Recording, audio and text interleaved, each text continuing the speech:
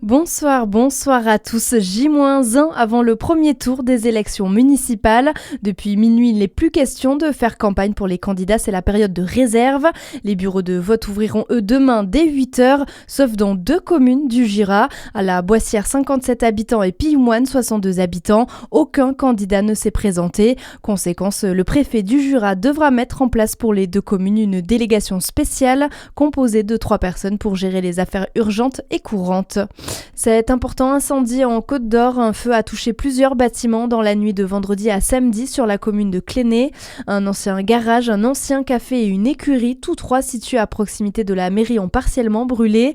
2 chevaux qui se trouvaient dans l'écurie ont dû être évacués. Aucune victime n'est à déplorer. Une enquête a été ouverte pour déterminer les circonstances de l'incendie.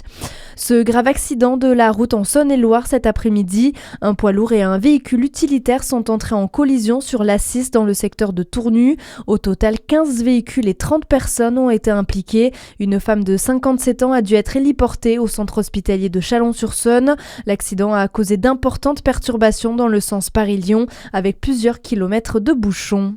Dans le reste de l'actualité du nouveau, dans l'affaire Kiabi, l'ancienne trésorière Aurélie B a été remise en liberté sous bracelet électronique.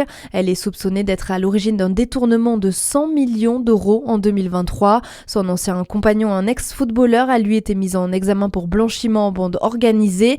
Il a été placé sous contrôle judiciaire et placé sous le statut de témoin assisté pour des faits d'escroquerie.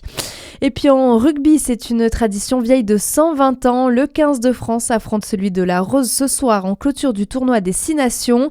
Le crunch se joue au Stade de France. Les Bleus qui peuvent encore remporter la compétition. Coup d'envoi à 21h10. Excellente soirée sur Fréquence Plus.